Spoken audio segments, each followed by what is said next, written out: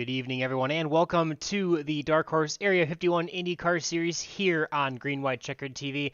I'm Boomer Logan, and I'm very excited to bring you the finale of Season 3 for 2022 for this series. On deck, we have 90 laps here at the hallowed grounds of Indianapolis Motor Speedway, the Yard of Bricks, one of the most exciting events we have on the calendar just about every season. It's going to be a great battle. We got a pretty solid car count ready to go for tonight, so it'll be plenty of fun, plenty of action. As usual, I've got my sidekick, Gael Brooks, here with me tonight, ready to call tonight's action. Yeah, I'm looking forward to this one. It's going to be a lot of fun. I mean, as I say, it's of course it's Indy, but I think the big thing too tonight, Boomers, it's the new reconfigured Indy for iRacing. So they've rescanned the track, so it's going to be, I think, pretty new to most of the drivers. I don't know how many have actually ran too many laps here before all this kicks off. So might be a little bit of some learning curves for these drivers, and definitely really happy to say we got a great car count here tonight. Looks like about 20 strong. So I'll say that's going to be one of those things for qualifying for these drivers, especially, of course, our championship contenders. You look at Nick DeGroot, Craig Forsyth, and then Jeff Heisong, Matt Wagner, all in the top four. It's really probably going to be pretty much between Jeff and Nick, but right now Nick, holding a 31-point lead over Jeff, 45 over Craig, 65 over Matt. I think Matt and Craig most likely mathematically eliminated. But yeah, I think Jeff's going to need a little bit of luck. But again, with the bigger field, things can happen. Field can get jumbled up here. So qualifying, I think, is going to be the first step. These guys need to get a good lap in to maybe just get themselves in a safe pocket for tonight. Yeah, for sure. And in these point standings, usually the winner gets 45 points, second place gets 40, 35, 30, and then down by twos, so 28, 26, so on and so forth, points for the finishing positions. So it's definitely still not out of reach for Jeff Heisong, though with a 31-point lead. He pretty much has to expect to win the race, do as much as he possibly can for bonus points as well, for laps led, most laps led, and more. And then going to have to hope that Nick DeGroot ends up being out of this one early. So Nick DeGroot really just hoping to probably hang on to a top 10 finish, and he should pretty much guarantee what he needs for the championship, but still a long way to go, and we'll be here to cover all that action tonight. Yeah, exactly right. And it's going to be a pretty quick break as well after this season, though, as well, Boomers. We're going to jump over just one off week, and then the second week of November, we'll kick off just a real quick 6-race season, kind of pick up the favorites of here. So obviously, Indy Elite right back into the mix there, Pocono, as well as Michigan and Auto Club, and then two more into the mix. Not sure which those will be yet. But those will be fun to see. It's kind of going to be a bit of a recruiting season, if you will, try to get some new, fresh names and faces into the series. So definitely take a look at that. I'd say if you go to the website, area51iracing.com, it'll forward you over to their Facebook page, which will have all the info that you need to try to get signed up over there. So definitely take a look. I know, Boomer, we've been talking. It's like, man, we like to have some fun with this, but we can't talk about that too much more yet because we still got to get this season underway, and it looks like qualifying has just completed. Looks like it, and we will take a chance to bring up our grid. Not too much of a surprise, Nick DeGroot on the pole, trying to defend that third championship of the season. He will start first overall with Craig Forsyth in second place, just 0.03 of a second behind him in the qualifying times. Chris Jabot will be on the second row with Eric Peterson to his outside. Jari Brupacher starting fifth, and Jim Herrick finishing row number 3. Matt Wagner with a decent qualifying position in 7th, and AJ Hobson to his outside, completing row number 4. William Gunn in the number 14 car in the 9 slot, and put Gary Corley in the top 10 in that number 7 Dark Horse Racing machine. On the 6th row, we have Jeff Heisong and Joseph Morales. Definitely not the qualifying position that I think Jeff wanted to have for tonight, but there's still plenty of time left to get up towards the front of the pack, and we'll take you through the second half of the pack here, starting with Dylan McIntosh on row number 7 inside in that 04 machine with Christian Alacio to his outside. Chris Matthews, one of our broadcasters here at Green White Checker TV, is running tonight in that number 92 machine with Jim Brooks to his outside. Dan Marrera and Taylor Reeves will make up the 9th row, and Brian Wang and Joseph DeCiro will round out the top 20 to start our race tonight. I believe the last 6 or 7 drivers in the grid tonight electing not to take a qualifying time to start in the back of the pack. So we'll have to see how that works out for them, as it looks like we are taking to the grid here at Indianapolis Motor Speedway. Yeah, a little surprised to see some of the drivers not put a lap down there. So we'll see how the strategy works out for them.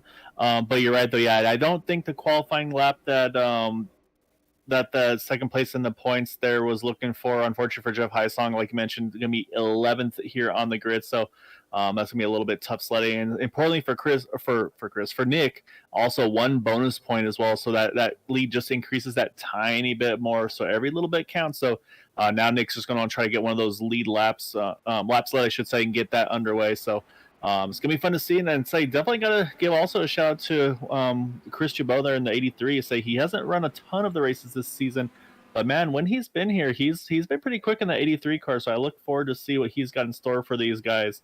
It'll be fun to see how he does, and then yes, I know he's gonna try to work with the other Chris, like you mentioned, Chris Matthews. So we'll see if they can maybe work together and get some strategy, but. Talk to drivers. It looks like 22, 23 laps safely on fuel, kind of full rich, full song. So pretty much a guaranteed 3-stop race here tonight. I don't think anybody's gonna be able to save a pit stop in this one the way it's set up.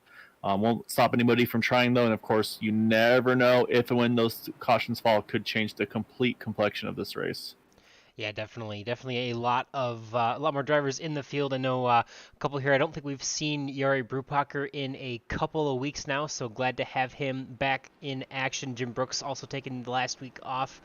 Chris Jabot has taken a couple weeks off as well as Christian Alacio. So really appreciate everyone coming out. Obviously, it's Indy. Everybody wants a chance to race here, especially on the new track scan. It's going to be a lot of fun to cover this action tonight.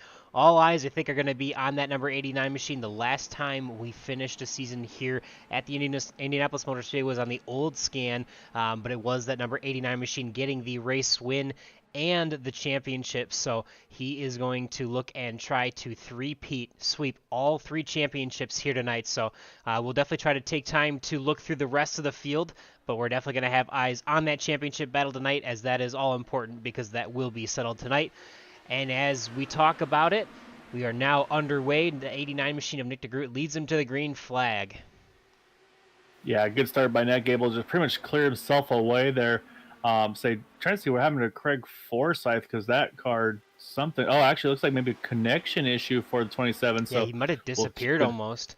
Yeah, I'm not showing him on the timing and scoring at the moment, so I'll keep an eye out for the 27. That's a heartbreaker for Craig to kick things off. Hopefully, he's able to get back on track, but right now that looks good for Nick DeGroot. Try to lead that first lap here as they come through 3 and 4.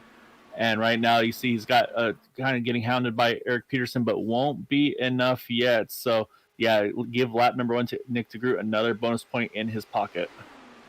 Yeah, those bonus points for sure are going to be quite important. I believe you get 1 bonus point for leading a lap, and I believe it's 5 for actually leading the most laps, I should say.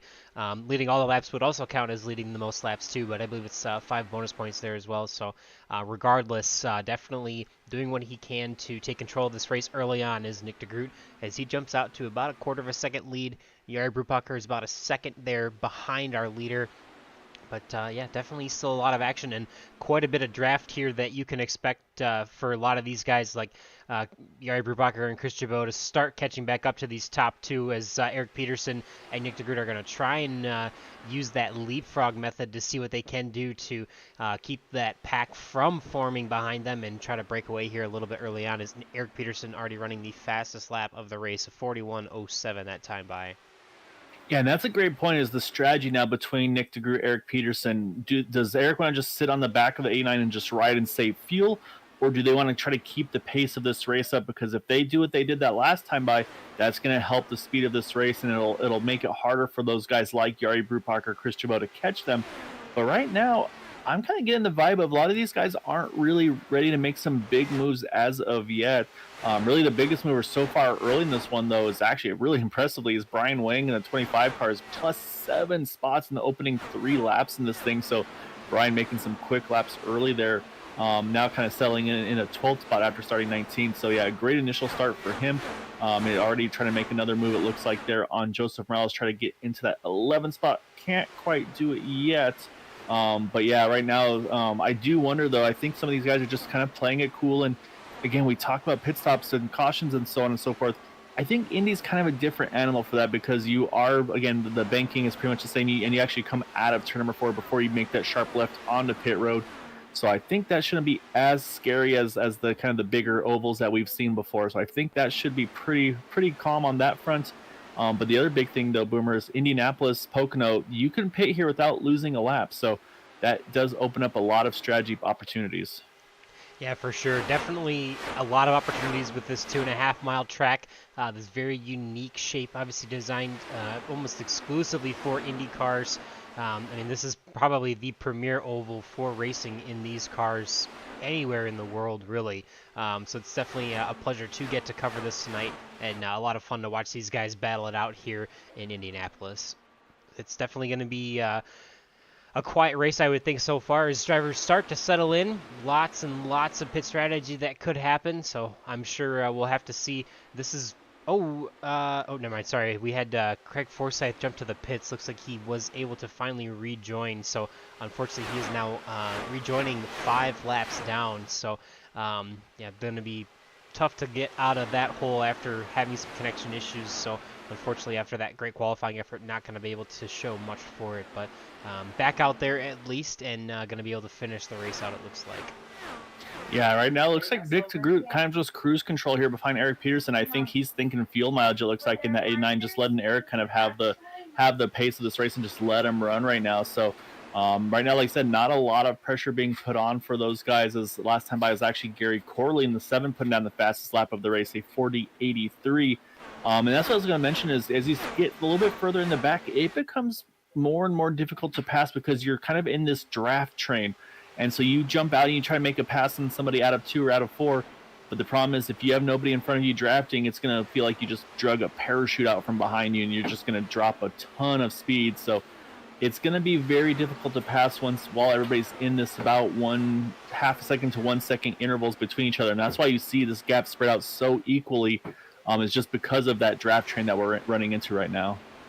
Yeah, it's definitely, it's almost like hitting a brick wall when you pull out of the draft there. There's not quite that much of a slipstream. Obviously, when you pull out around that, you got to have to time it well. Obviously, you can kind of see that draft train going down the backstretch. You really want to make sure that you can be clear of the car you're trying to pass by the time you get into the corner, because otherwise you might lose a lot of draft, a lot of momentum, and might lose more than just one spot just by not being able to complete one pass. And of course, the other thing too is just with the one fast repair available for these drivers is these walls out of turn 1 and 3 and 2 and 4, they come at you very, very quickly. So I think these guys also know, like, man, if I make one little mistake in that dirty air, I'm gonna have to take a fast repair, and then that's it for the remainder of the race. So I think there's also a little bit of caution being applied by these drivers here early on. Like I said, Nick DeGroot definitely holding about the closest to anybody with the leader of Eric Peterson. Although AJ Hobson, he's definitely keeping Matt Wagner in that 6 car honest on that outside line there for just a moment. And also Matt trying to do the same on Chris Chabot. And watching Matt here, he was running that Nick DeGroot line, I like to call it, because Nick loves to run that outside line, get that clean air, the fresh air on the front wing of that car, and make big momentum through the exit. So I think that's what we're seeing out of that number 6 machine. I'm sorry. Again, making that wider turn and just trying to avoid that aero push. Yeah, definitely. There's a lot of ways to combat that. Obviously, you can see how much less he kind of washes out to the wall than AJ Hobson, who we're focused on behind him in that 7-Eleven machine. But definitely a few different ways to try and get around this place. Seems like it's working out okay so far for Matt Wagner. He's up 2 spots in the 5th position, and AJ Hobson behind him actually just ran the fastest lap of the race of 40.78. So speed's starting to pick up here. They're definitely kind of closing in a little bit to our leaders as Nick DeGroot is now all over the back of the 36 machine of Eric Peterson. Into that corner, he was about 1/10 of a second, and then behind him. So starting to close up just a little bit, but for the most part, everyone's just about 3 to 6/10 of a second behind the car in front of them. So just a nice steady stream of draft train in the back there all the way down the back stretch. So it'll definitely, track position obviously almost always king, but definitely king here. You really want to make sure that you are putting yourself in that position towards the end of the race to be able to make those moves, because if you're sitting 4th, 5th on back, you're going to have way too much work to do within the last 10 to 5 to 10 laps or so to be even able to consider trying to win this race. So definitely got to make sure that you are in the hunt early on. Obviously, I like where Eric Peterson's just kind of trying to take charge and run some laps, and Nick DeGroot's plenty fine with that as he's got his bonus point for leading a lap and just kind of settling in and running his own race. And Jari Brubacher already having a good night after taking a few weeks off, so it's good to see him back this week and running with us again. Yeah, the other thing, of course, is with these cars is, yeah, it's a 2.5 mile track here, Boomer, but these laps, they click off extremely quickly. So right now we're already up to lap number 13 this time around, which means we're just at about I should say, past the halfway point. Is actually just right there. Matt Wagner getting around Chris Chabot there to try to take over that 4th position now. So Matt's starting to make some solid ground. As again, talk about these drivers starting, even now halfway through this run, these guys are still picking up great lap times.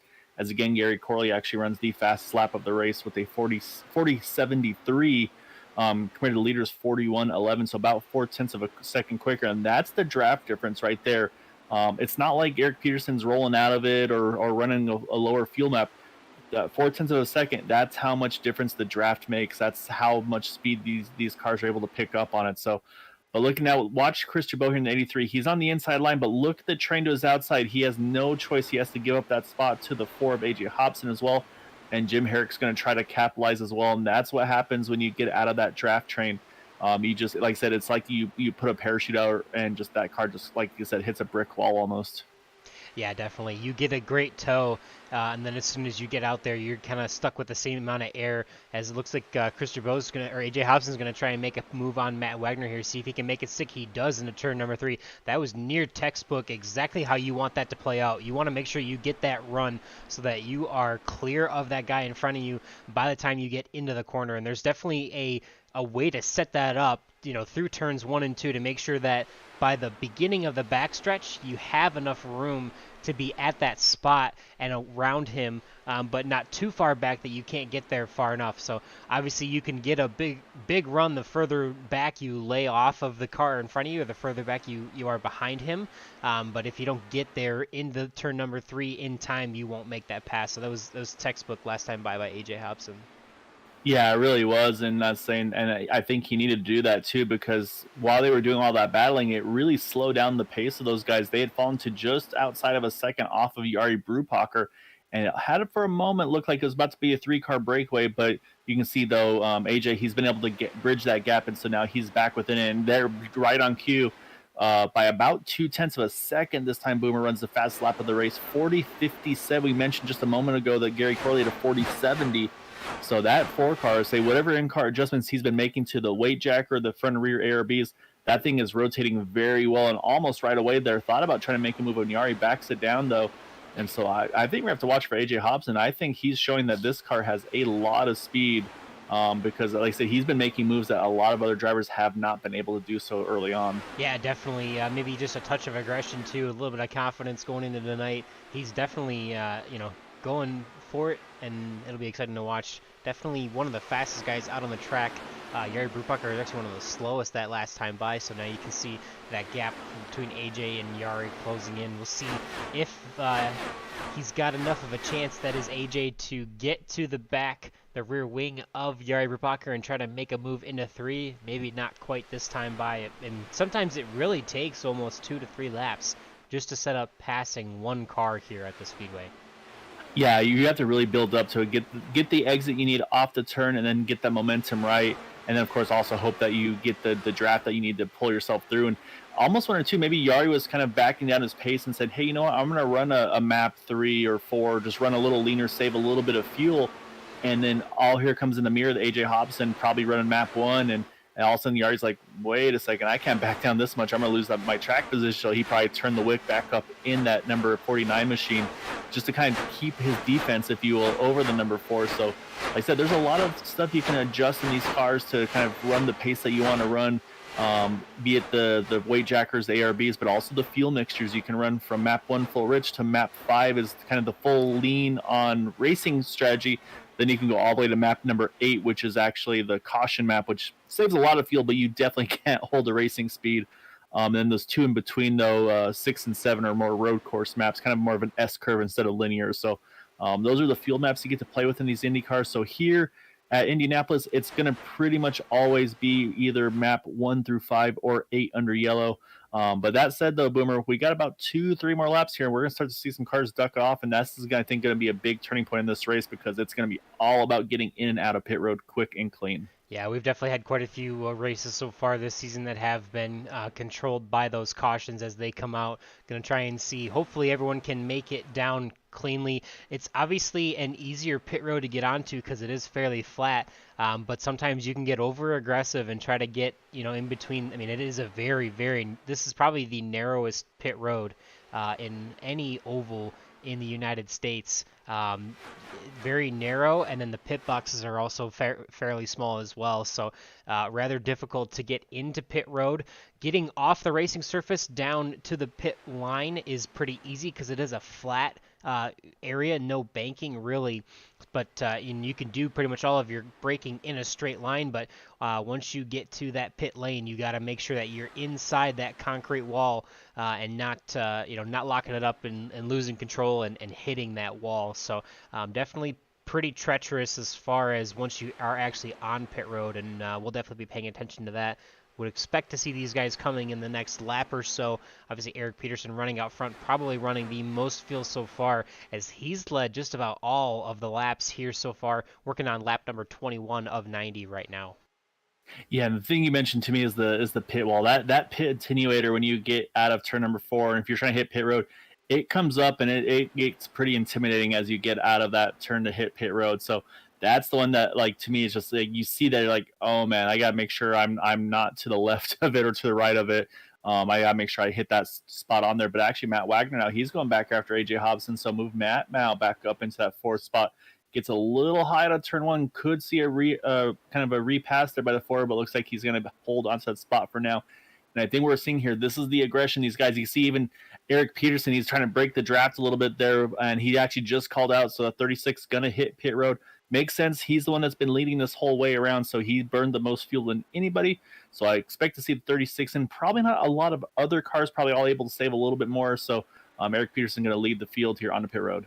As we see this narrow pit entry here, pit road speed doesn't start until these yellow cones as the pass is right there.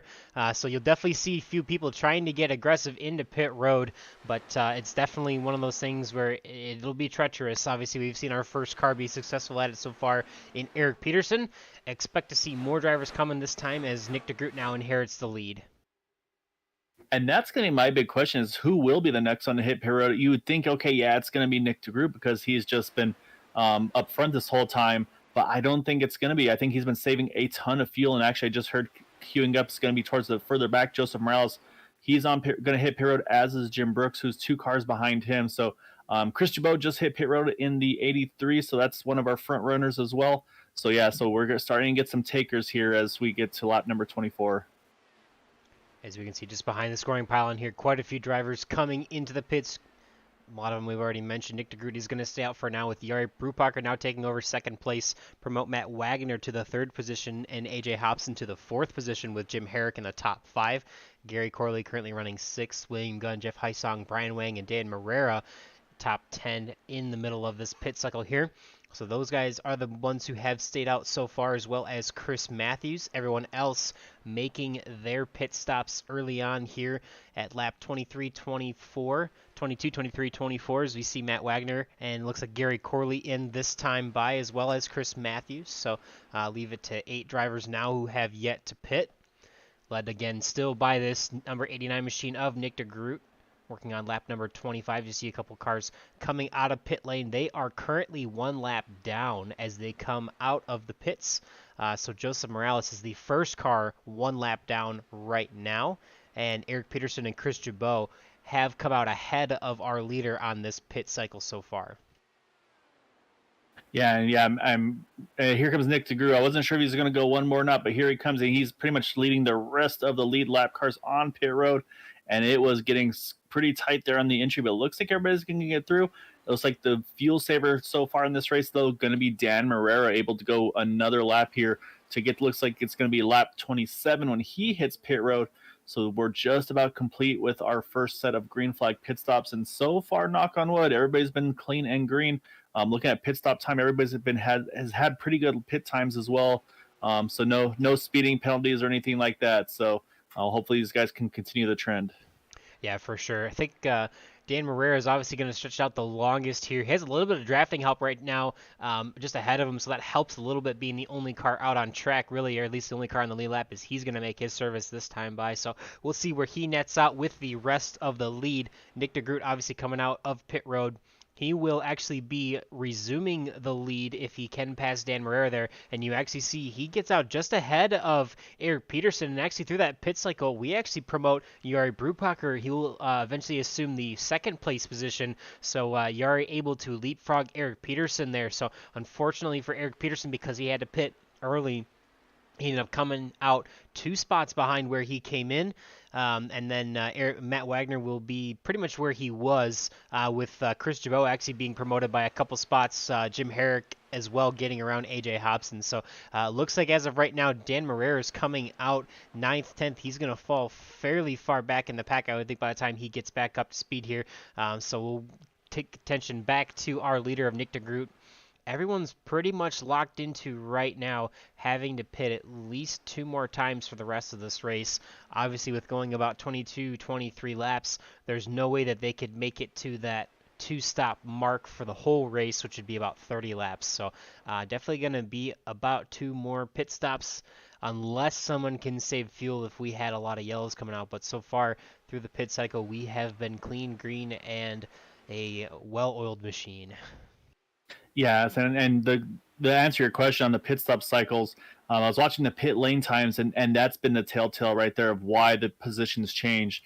Nick DeGroot was on pit lane for 40.8 seconds, whereas Eric Peterson was on pit road for 41.93 seconds. So just 1.1 second difference, but that was enough, because right now you look at the interval between Nick and Eric, and it's about 1.1 seconds. So that was the difference in the pit stop on pit road, getting in, getting out of pit road. Nick was able to be just that second quicker, and was actually the quickest car on pit lane. They're the only driver in the 40-second mark.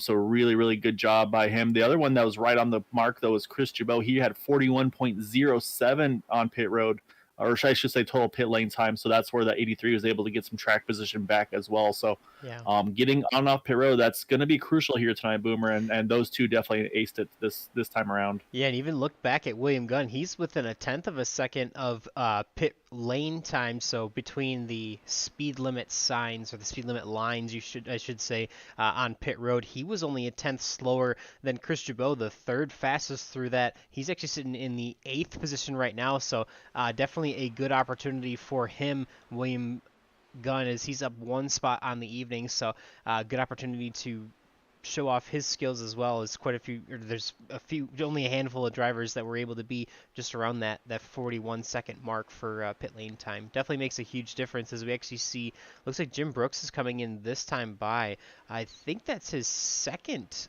I'm going to say it's probably unscheduled. Yeah, probably, to me, that means he probably caught the wall somewhere in that 51. Which has probably forced him to hit pit road. I'll try to take a look, see if I see anything that stands out. Yeah, you see him coming down pit road right now. I just saw back. I went back a lap, and yeah, he caught we talked about how difficult turn 1, turn 3 were. Was just a little high in turn 1, caught the wall, and it was pretty severe contact, so I had to jump in and get that fast square taken. So that's why he hit pit road. However, unfortunately, we do have one retirement. I'm going to pull him in now, because he has been one of our perennial front runners and championship contenders. And that's going to be Craig Forsyth. And unfortunately, Craig, looks like either hardware or internet connectivity was not your friend this evening. Looks like that's going to get you out of the race here early tonight. But not the way you want to end the season, but I mean, it's definitely been a really good season for you, especially coming on strong that second half. Oh, actually, as I said that, I think he had just disappeared, so I think he may have internet issues again. Issues may have just reared their head again, unfortunately for Craig. So if I see him peek back in, we'll try to grab him try again. And get that interview, yeah, for sure. Yep, no, it looks like he's completely gone from the Discord server. So unfortunately, yeah, as well. That excitement we've been talking about, there's more excitement actually on the track. Look at this. Jari Brubacher took the lead from Nick DeGroot. Nick DeGroot taking it back saying, I want to lead this race and I want to win this championship. So boding very well so far for Nick DeGroot as his championship contender in Jeff Hysong, currently sitting back in the ninth position. Jeff, as you can see just at the top of the screen there, he's about 6 seconds off of our leader and about 4 seconds behind William Gunn here. So you can kind of see the gap in the pack here behind William Gunn in 8th place is about 4 seconds to Jeff Hysong. So there's definitely quite a bit of gap there. And, it's definitely not something that Jeff wanted to see during that pit cycle. They're definitely quite a bit off of that lead pack, not getting any draft from those guys. So it's almost like he's leading his own pack here, and he's probably having to go full rich and burn a bunch of fuel himself. So not going to bode well for pit cycles for him at all. Yeah, no. What Jim sorry, not Jim. Oh yeah, or Jeff. There we go. Words are hard. Yeah, what Jeff needs to do here is I think he needs to actually probably get in communication with the drivers around him. In this case, it looks like it'd be Brian Wang in the 25 and say, hey, or maybe even Jim Brooks since he's off cycle here. It's like, hey, we need to start doing the draft. We need to start swapping draft here and kind of get the run out of turn 2, turn 4, past one another, and just use the draft for all it's worth to get back to this lead pack. Because right now, all you're doing is trading lap times with the leaders. Nick DeGroot ran a 41.22. It was a 41.19 for Jeff Hysong, so only 0.03 of a second. So it's just, yeah, it doesn't make sense for these guys, unfortunately, to stay in line like they are in that second pack. If they want to have a chance at this, they need to get aggressive and start trying to jump each other. And one of those that I could see doing it would be that 51 of Jim Brooks. He's like, well, hey, I'm already a lap down. Let me just try to see if I can get the pace up here. And I can also burn a little bit more fuel than you guys as I had pitted on lap 29, compared to everybody else around the 23, 25 range. So right now, not seeing anybody thinking about doing it. Looks like everybody's pretty settled in here. So at some point, though, you'd think that's going to happen. But right now, the closest battle on track here is right here. Eric Peterson, Matt Wagner. Matt is trying to work that second lane, see if he can find a way around that number 36. But again, he's got that draft train to fight. Yeah, for sure. I mean, Matt's really kind of running a different line, as we've already mentioned there, running that second lane, trying to make something happen as he gets a little close to the wall there in turn number 1, or off of turn number 1, but it seems like he doesn't wash up nearly as much, so I don't know if just that style of that second lane, he's able to not get as tight, as it looks like Chris Jabot is actually going to challenge him into turn number 3, and I think they're going to enter side by side, so we'll have to see if Chris Jabot is able to make the pass. Oh, he is actually able to make the pass into turn number 3 there, take it away, and it'll promote him to the 4th position, Matt Wagner back to the 5th position, as he's got a couple more, Jim Herrick and AJ Hobson just behind him, that are really hungry to try and get around Matt Wagner as well. So hopefully Matt didn't lose a lot of momentum there, as we're going to be side by side here. AJ Hobson's going to be on the inside of Jim Herrick. Nope, not quite making the pass there, trying to make something happen. Jim Herrick taking the outside lane. Tight. Yeah, very tight. We'll see here. Herrick's going to have the draft down the back straightaway, and you see there he's going to get the momentum, and AJ Hobson's just going to have to tuck back inside there, but just goes to show how strong that draft is on that outside lane in the backstretch. Yeah, and that's what these guys have to do is they need to go where the other car isn't. They see right there, oh, man, AJ Hobson actually going down on the rumble strips a little bit there, maybe a little lower than I'd feel comfortable doing, but yeah, and that's why Matt Wagner is running that second lane. He said, well, these guys are running low. I got to run somewhere, get that clean air on the wing. But a great move, though, by Chris Jabot to able to get around him. But, man, it was tight. You saw a little bobble out of that 83 as he made the pass as well. So, but, yeah, right now, though, say Nick's kind of taking over the point, though, like we saw Eric Peterson doing earlier. So based on this, though, you kind of expect to see here that it's going to be Nick DeGroot, probably one of the earliest in, or maybe actually might even kind of turn into a wash where maybe he and Eric Peterson have to pit together. Again, probably I'd say at this point, probably around the lap 40, probably 47, 40, yeah, probably 46, 47 mark, I would suppose, just based on Nick going 25 on the first one to Eric Peterson's 22, because, yeah, I just don't see a lot of fuel saving out of this 89 right now. Yeah, for sure. Definitely going to be not super close on field. Obviously, for the most part, the only one that had to go shortest on the pit cycle again was Eric Peterson, who had 22 laps. So as long as Eric Peterson can, not repeat 22 laps every single pit cycle, he should be okay. And Nick DeGroot obviously just trying to go as hard as he can.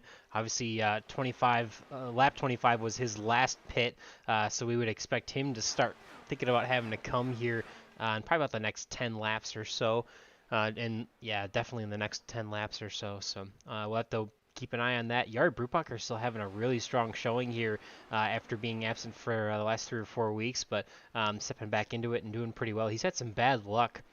I mean, for 2 seasons now, just had pace and caught up in, how many silly accidents, but it's good to see him having a good running here so far and see if he can try and steal a win from our championship favorite.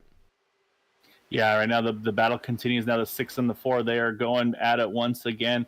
Matt, again, the high side so close to the wall, though, Alpha 4, but hangs on to it. As actually look at Jari, he's going to take a look here on Nick DeGroot. He's going to take the lead going into turn number 1, so switch that lead over to Jari here.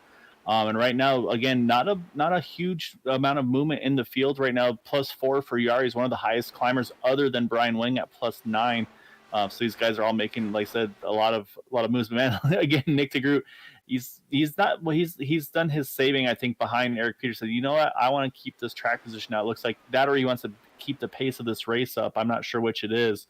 But yeah, he's definitely pretty content with being in the front compared to the first run where he was just really happy to stay right behind Eric Peterson. Yeah, he's got a plan, and he's already showing it. We may not fully understand it just yet to know where exactly he's going to be pitting and what he's thinking, but he's got a plan, and we know for a fact that he's definitely going to be executing it over the next 48 laps.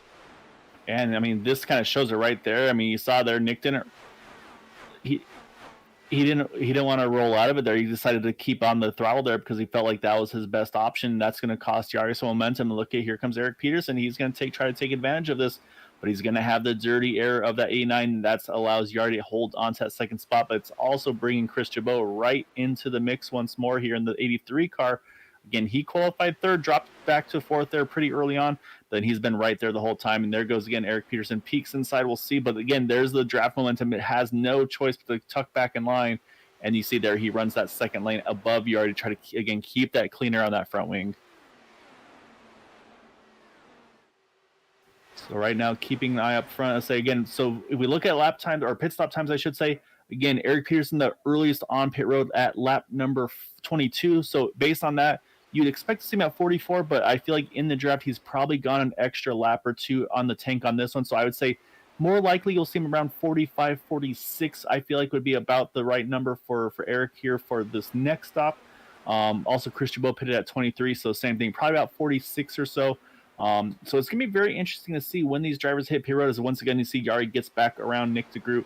And that's really what it is right now, is you got to make and choose your time to make the moves to get to that front. He waited he wasn't far enough up before he made the move there, and that's why they stayed side by side.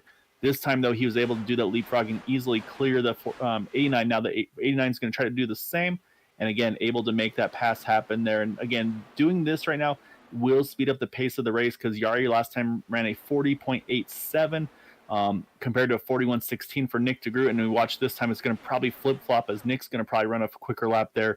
We'll wait for that lap time to update here. And sure enough, Nick runs a 41.05 to 41.20 for Jari Brubacher. So that's the difference of the leapfrog. It'll gain you a tenth or two a lap, and that's why I had been mentioning, Boomer, is if I'm Jeff Heisung, I want to start doing this leapfrog with those guys behind you, because it's almost a 5-second gap between himself and William Gunn, and he's running in the 41.30s. They aren't working together, and unfortunately, that's what's causing them to not make any gains right now up on the track. So they're gonna have to either have a yellow or they need to work on their strategy here. But get ready, pit stops are gonna be opening very soon, as we just crossed 45, coming to 46 now. Yeah, you can see back here, Jeff Heisong now about 7 seconds off of our leader. Not really that much. You can see how far away that gap is into turn number 1 there. As you see, looks like Joseph Morales now and Taylor Reeves taking to pit lane, but not as much organization between Jeff Heisong, Brian Wang, and this 3-car pack with the lap car of Jim Brooks here as well. Definitely not going to be giving Jeff Hysong his best advantage to try and get back up to that front pack and try to make something happen. But Joseph Morales, Taylor Reeves, and now Dylan McIntosh in for their second service of the race. We'll jump back up to the leaders, and it still looks like Nick DeGroot able to stay out a couple more laps as Jari Brubacher continues to leapfrog with him up at the lead.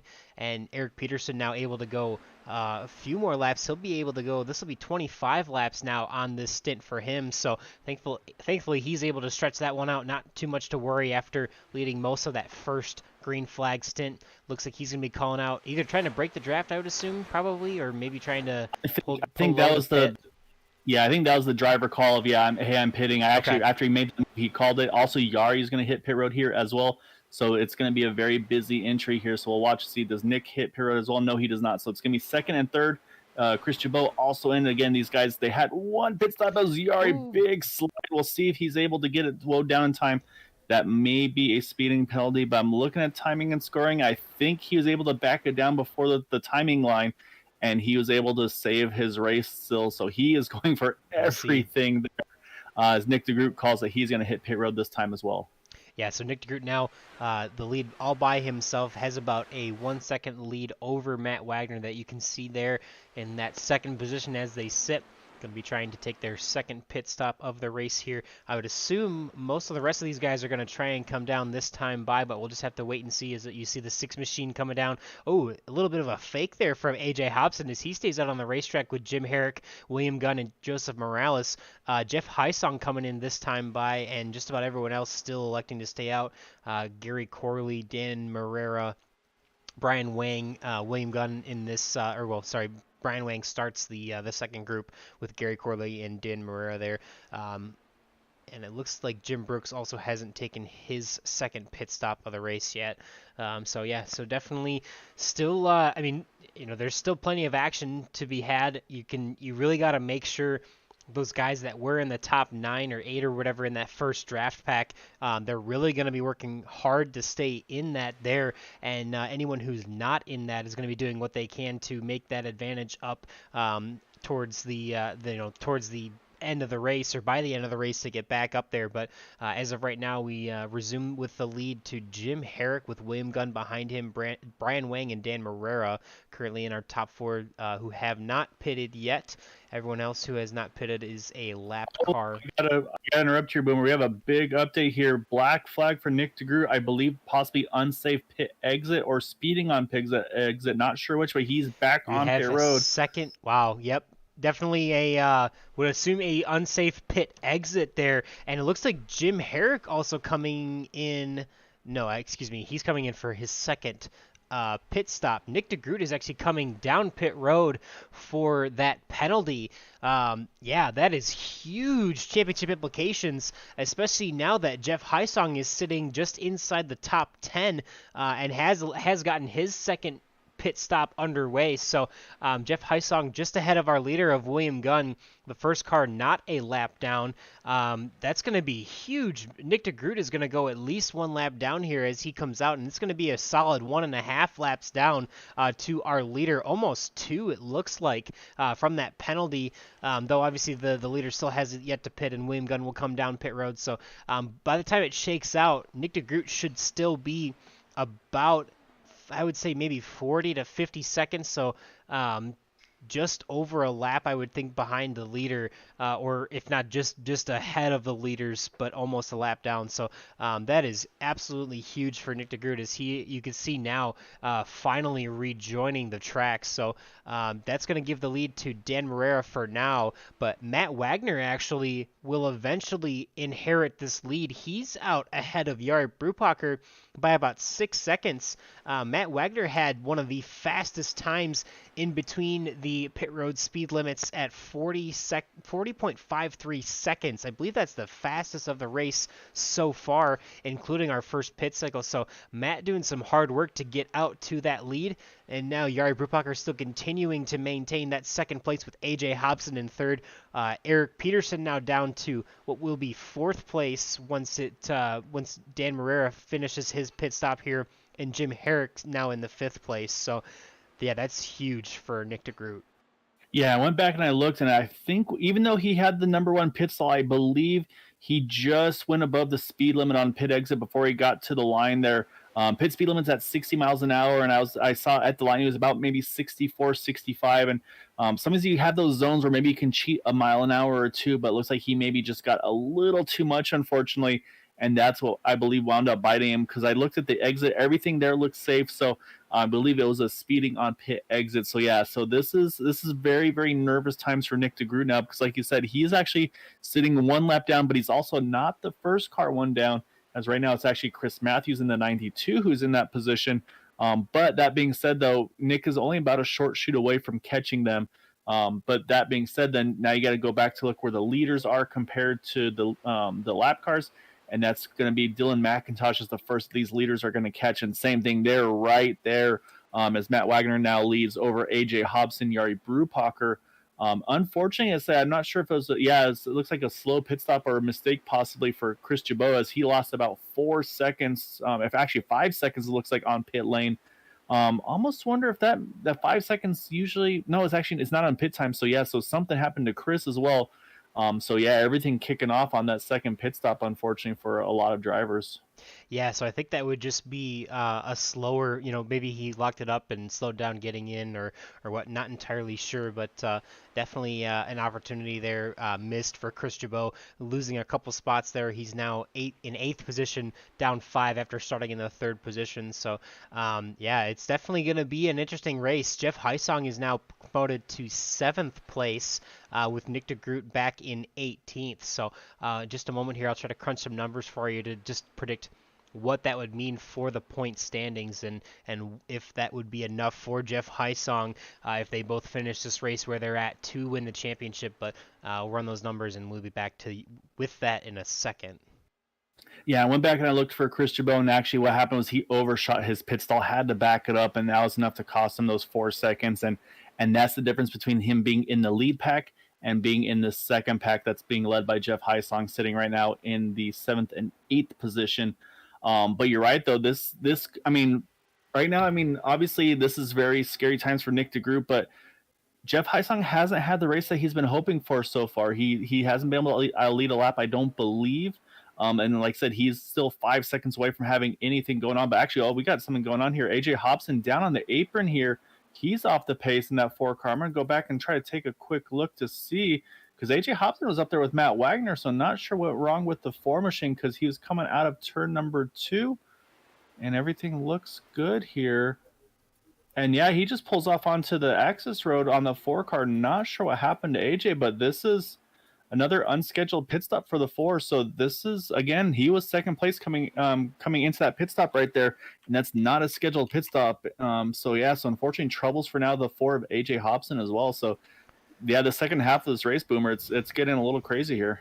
Yeah, for sure. So as they sit right now, we have the number 18 machine of Jeff Heisong is in 6th place, and Nick DeGroot is still back in 18th place. So that would be a difference of 15 points minus 1 point for Nick DeGroot's lap led. So 14-point difference in how they run right now. So if Jeff Heisong really wants to try and make this work, he's really going to have to get up in the top 5, probably closer to the podium, for him to have enough spots just to gain those points. Remember, we mentioned at the top of the show that the winner of the race gets 45 points, second gets 40, 35, and 30 through 4th place, and then from there, it's every 2 points back from 5th to 10th place. So definitely a bigger advantage for him to finish inside of the podium placings. So hopefully he can get up there and try to make a run at this championship. But as of right now, not enough for Jeff Heisong, even with Nick DeGroot sitting back in 17th place for Jeff to try and jump him and win this championship. Yeah, and that's the thing, is like, this has definitely not been a typical Jeff Heisong race here so far tonight. I mean, he's been top 5, top 3 pretty much all season long. Just unfortunate, this one just for whatever reason just hasn't clicked for him. So really for Jeff, I mean, he's gonna need a yellow to be able to get into the mix. And while you say, okay, yeah, but a yellow is just gonna bring Nick DeGroot right back into it, Not necessarily right now. Nick's the last car on the of a lap down right now, sitting still in 17. So he's got Chris Matthews ahead of him, Jim Brooks ahead of him, Dylan McIntosh ahead of him. So he wouldn't be getting the lucky dog right now as things run. So yeah, for Jeff here, like I said, he's gonna need a yellow to give himself an opportunity to get back into this mix. But right now, what's been happening is over and over the course of this run, though, we keep losing drivers. So now we're down to, I believe, 5 drivers in this main lead pack, from Matt Wagner back to William Gunn. And I just heard over the chat that Chris Jabot and Jeff Heisong, they're going to try to work together, try to do that leap draft like we talked about, try to improve their lap time. So I'm going to try to keep an eye on lap times as they run compared to our leader, Matt Wagner. Last time by Matt was a 41.15. Jeff Heisong crossing the line now. It was a 41-17, 41-11 for Matt Wagner. So I think they're starting to build up to kind of getting that comfort zone for how to kind of get this done. Because when you've done it with somebody week in and week out, it's a lot easier, let's say, for Chris Chabot and Jeff Heisong. They probably haven't raced together as often. So there's a bit of a learning curve of what's the right way and timing it and all that. So there's going to be a little bit of practice having to be done, I think, before they really perfect it. But I do like that. I feel like they should have done it in the second run, not this run now. But hopefully it won't be too little too late. Cause I mean, we still do have over or under 30 to go. So it's going to be tight, but so I like the attempt to at least give this an honest chance here. Yeah, for sure. And maybe next time by, we'll keep an update on how fast, what kind of lap times these guys are running. But Matt Wagner, we've seen really is just kind of checking out a little bit on the leaders. He's got about now a 0.3 of a second gap over Jari Brupacher and a 0.6 of a second gap over Eric Peterson, but not a lot of organization there at the front of that pack. So this time as they come by the stripe, we'll see. Now you see the 18 and the the 83 machine working together to try and leapfrog at the stripe there. That time Matt Wagner ran a 41.16. We'll see what Jeff Heisong runs this time by. He runs, as it updates, a 41.11. So not that much of a difference there to our leader, unfortunately, but definitely an honest effort to try and make something happen. As you mentioned, really unfortunate that they didn't try this earlier to try and mitigate that gap that they were losing to the leaders, but unfortunately now it's grown to about 8 seconds. I don't know if Jeff is going to have what it takes to get back up to that pack unless someone in that pack has an issue, or if someone like Jeff Heisong is able to leapfrog quite a bit on the next pit cycle. But we'll have to see. You got to, Jim Brooks there getting really squirrely off of 4. It hits the pit wall. I don't think that's going to throw a caution, but I think that's going to be the end of his night. That's the end of the night because we already know he had to take a fast repair. And yeah, that's a big hit there off of 4, and then straight into the attenuator. And then we talked about it during pit stops. That's the one thing you see that you're like, oh, that's the last thing I want to hit. And so he caught it and unfortunately just had no control of that car and then just, right into the wall. And that was it. And yeah, sure enough, is manually disconnected. So not the way he was hoping to end the season. He's had some really good Indy races, but just unfortunately tonight, not one of them. So unfortunately for him, I say that's going to be an early end to his night. And also unfortunately for Jeff Heisong, this race stays under green. He was hoping that the car will ricochet and come to a stop on track to throw a yellow, but no such luck for Jeff on that one. So, and the other thing this does is I believe that also gives Nick DeGroot another spot on track. So now it puts him up into 16th position. So every little bit's going to help Nick. And again, he's still sweating bullets, I'm sure, in that number 89 machine. But so that I think is definitely a bullet dodge. But now, Boomer, here's the next question I'm thinking I've got, though, is going to be, it's Indianapolis. You can pit up front without losing a lap. Do you kind of go backwards here and say, you know what, I'm going to pit with about, let's say, 21 to go because safely you can make it to the end from there?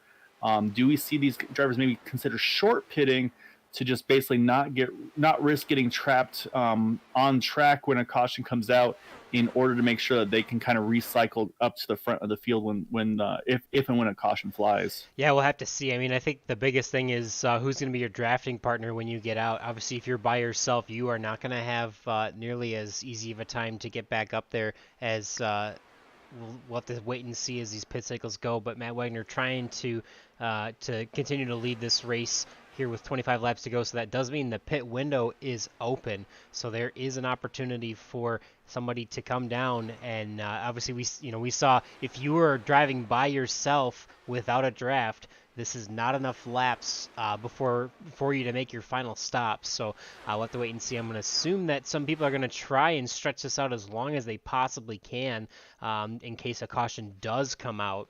Though, if you can get some drafting help, the window for their final pit stop is definitely open for that. Yeah, and I think that's where, if I'm Matt Wagner to William Gunn, I consider short pitting. I think maybe once I'm in my window, because again, these cars are very happy when they're light on fuel. I don't think tire is going to be enough of an issue tonight. So I think once you're safely in your window and you say, I know I can go full rich to the end no matter what, I dug off. I say I'm gonna gamble. Maybe I even catch a draft of a lap car to steal some extra speed off of them. If I'm Jeff Heisong on back, I cannot pit until all the leaders pit, because if you do pit, that 6-7 seconds of a gap you've got between yourself and the lead pack, you're going to be trapped a lap down. So for the top 5, I say yes, you short pit. If you're 6 on back, you wait until you absolutely have to pit, or until you know all the leaders have pitted and you can cycle in front of them as well. So that's my strategy if I'm these front runners. I mean, honestly, yeah. But you said the big question is also the drafting. Do you have anybody maybe try to tandem with or things like that? But if you get a great in and out lap, maybe you actually break the draft and you don't even have to worry about anybody being around you. Break that maybe 2-second mark, and then they have to tandem just to even catch you. So, and speaking of which, right, I say Matt's starting to sneak away from Yari here. So this is, again, like if Matt could sneak away just a little bit, get a great in and out lap, he could break free of this pack and just kind of go smooth sailing to the end if we stayed green. Yeah, you see here now he's pulling up on this lap car of AJ Hobson back in 17th place. Ooh, look at the 36 machine taking to pit road. He might have made a little contact with that outside wall there as he gets down into pit road cleanly, but he's going to make his last pit stop, I should say, is quite a few of the lap cars as well. Actually, take it back. Chris Jabot, Joseph Morales on the lead lap, taking their final pit stop. Yeah. Taylor Reeves and Dylan McIntosh, who are a lap down, also taking their final pit stops. So that'll leave Matt Wagner on the lead. So something to note, as they sit right now with Jeff Heisong even in 5th place and Nick DeGroot in 15th, Jeff Heisong would have to win the race as it sits, with Nick DeGroot in 15th place, now in 14th place, but he would have to win the race, and Nick DeGroot has to finish 15th or worse to tie in the points standings. So if Nick DeGroot can finish 15th or better, he will tie in the standings regardless of where Jeff Heisong finishes. So still boding well for that 89 machine, but definitely not as smooth of a night as he would have hoped for this potential championship crowning race. Yeah, no, this is, like you said, he wants to win the race and the championship. And it's like, so yeah, and yeah, you're exactly right. I went back and looked at Eric Peterson, set serious contact with the wall off for, but just said, you know what, straight to pit road, took his fast pair, and I mean, he's in his pit window to make it to the end. So I love the quick thinking of Eric's part. Yari and Matt, they're not going to wait. They're going to react. They come in together. And it was a pretty good pit stop for AJ Hobson, for Eric Peterson. It was pretty quick there, 40.33. So it was a good in and out. And actually, you see Matt Wagner's coming out right behind a car coming out of his pit stall. So that could have slowed Matt up a little bit. That could have been a benefit for Eric Peterson. We'll have to wait and see as both those drivers just slide into, Yari overshoots his pit stall. This is going to be a heartbreaker for Yari. This could cost him a lot of track position. And that could be enough for Matt to break the draft. And I think it's actually going to be guaranteed to break the draft because Matt's already on pit exit and down and away. But now the question is, where is Eric Peterson? I think this could be the battle for the lead.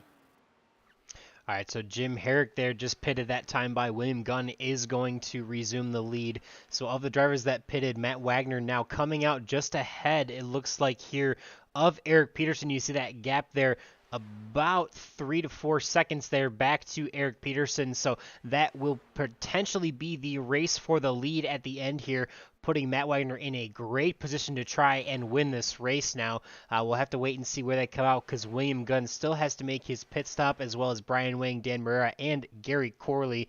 Jim Herrick coming out of the pits and Nick DeGroot entering the pits this time by.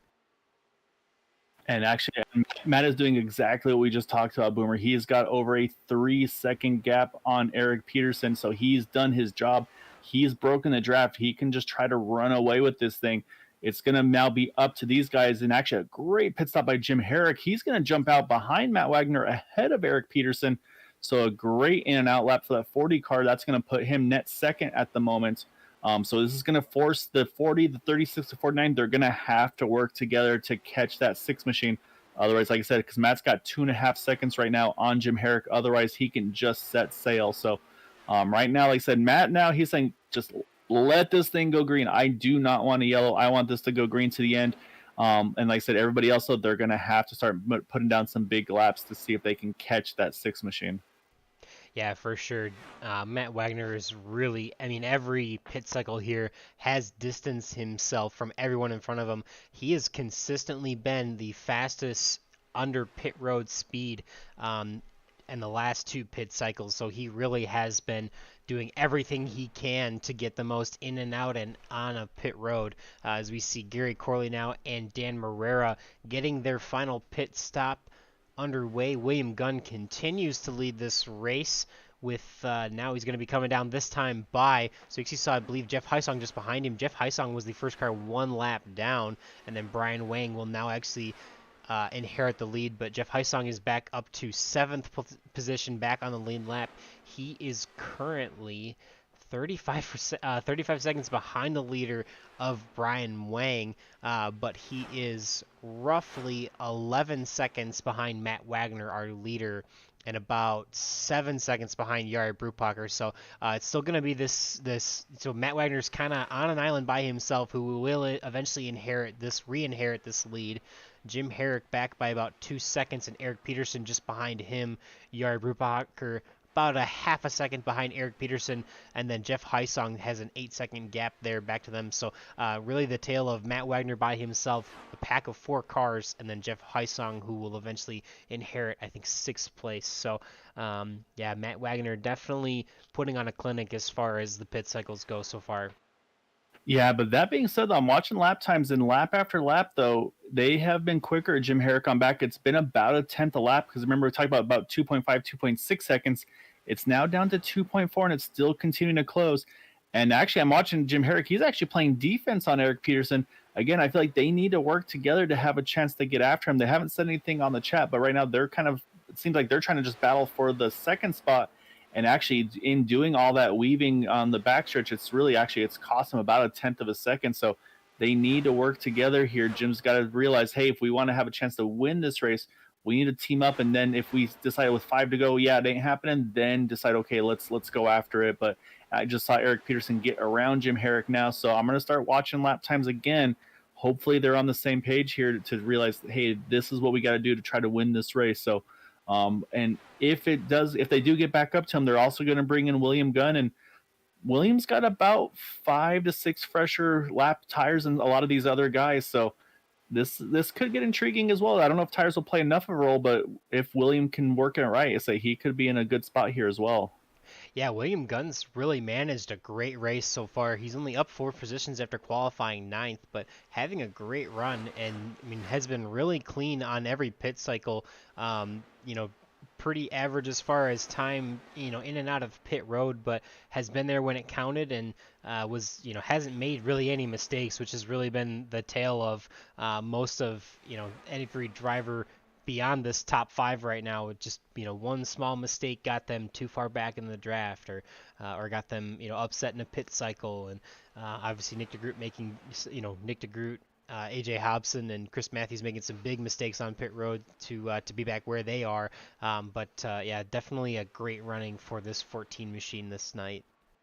Boomer, I mean, they were doing so well, and now they're doing the side-by-side racing. Here goes Jari. Yari's going to send it through. I know he's going to back out of it there.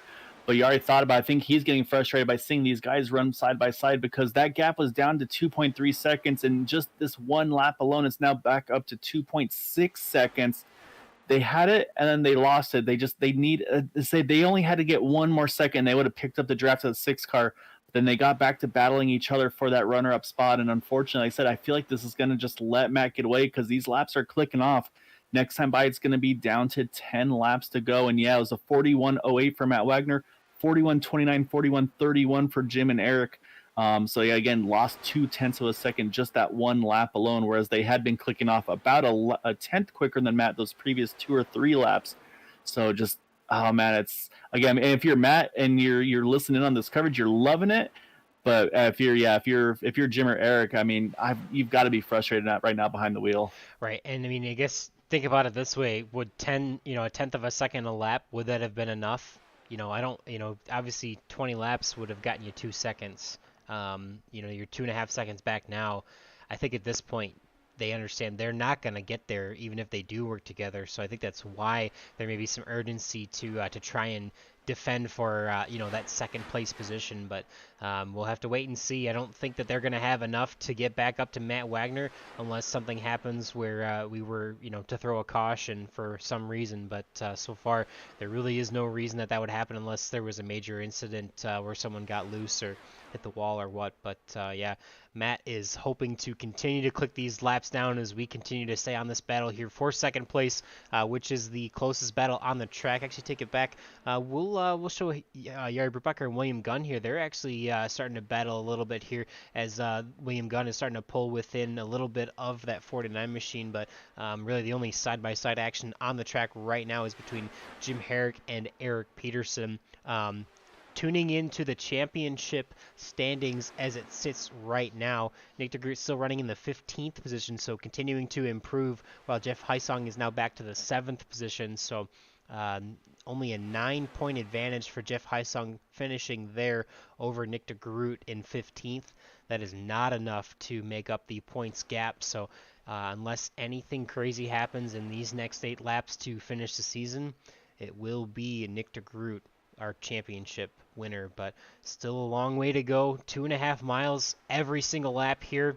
8 laps to go, be 7 laps to go this time by at the stripe. We'll pull back up Matt Wagner on an island now, stretching that gap out to 2.8 seconds. Unless anything happens, it's pretty much just going to be smooth sailing for him to make this to the finish. Yeah, and I said now listening to the drivers and Jim Herrick, Eric Peterson, Eric kind of sounds like he's kind of given it. It's like, I can't keep, like, it just wasn't working for Eric, so he actually kind of backed out of it. I think that's where the pace went back. And that also might be, again, Eric had to burn that fast car, so he might be thinking, you know what, I don't have a choice. I can't be too aggressive. But as soon as I say that, though, he fights off Yari to hold on to that third spot here, because he's going to want to, of course, still try to get a podium finish in that number 36 machine. But yeah, no, at this point, though, the way everything's kind of broken apart, though, yeah, like I said, barring a caution, I mean, this thing is Matt's pretty much in the bag. But and the other thing, though, too, Boomers, we talk about no green white checkers here in the Indy Series. So if we get a late caution with, I'd say, about 3 to go, that would probably be the race at that point. However, this is a big track, so they do run the quick yellows here. So basically, you hit pit road, then you get the 1 to go. So it could be a quick restart, and that would, of course, just throw a giant wrench into everything. Which, again, I say Matt's yelling at me right now as a broadcaster, knowing my commentator's curse abilities. But yeah, so right now, like I said, he's just wanting these. He wishes he could drive this car another 50 miles an hour faster just to kind of get to that white flag first. Because that's what he wants to see. He wants to know there's zero question if we're going to get this race completed. Yeah, for sure. Now you see Eric Peterson starting to back down a little bit more. It looks like he is trying to save more. He pitted last on lap 69, so he will have 21 laps to go there for his final cycle. So it seems like he's feeling like he hasn't saved enough fuel, or maybe he was pushing hard and wore the tires out or got them hot. But looks like he is dropping back now to the 5th position. Now promote William Gunn to the 4th position. Jim Herrick really almost on an island there. Yari Brubacher starting to catch up to him just a little bit, but about 0.3 of a second gap there now. They've got about a second lead over William Gunn in 4th. So this should pretty much settle the podium placings. Obviously, other than maybe the position of Jim Herrick and Yari Brubacher, but Matt Wagner continues to lead here with 4 laps to go now as we cross the stripe into turn number 1. Not too much more to really say, I think, for tonight, unless anything happens. But Matt Wagner, Jim Herrick, Yari Brubacher, currently your top 3. William Gunn in 4th place with Eric Peterson rounding up the top 5. 4 seconds back is Brian Wang and Jeff Heisong. So Jeff Heisong still trying to battle to get 1 more point before this race is over, but thinking too little too late as far as the point standings go. He really needs to finish quite higher if he wants to expect that championship trophy at the end of this tonight. But just behind him is Chris Jabot, a little bit of a recovery in the top 8 now after that miscue and on pit road a couple pit cycles ago. Joseph Morales now sitting in the ninth spot with Taylor Reeves just behind him and Dan Marrera as well. Christian Alacio in 12th, Gary Corley in 13th, Dylan McIntosh in 14th. Our championship favorite Nick DeGroot now coming out of turn number 4 in 15th place. Chris Matthews still running there back in 16th. AJ Hobson actually coming back down into the pits now. Actually been sitting there for a while, so he looks like he's out for the night. Jim Brooks, Craig Forsyth, and Joseph DeCiro out for the night as well. We'll bring it back up to Matt Wagner after a quick run through the field here, but there's 2 laps to go in this race. Actually, I take it back. We'll pull up Jim Herrick and William Gunn here because this battle for second place is actually heating up quite a bit. We've got 3 cars now trying to go for the last 2 podium placings. Yeah, it's a good battle right here for this for the second and third position. Like I said, Matt Wagner, though, he got 2 to go. That almost feels as good as 1 to go because at this point you know it won't restart because of, again, the how long it would take to do the restarts, no green light checkers. Gary Corley actually a late pit road entry here for him, so this is going to cost him a few spots at the very end as well.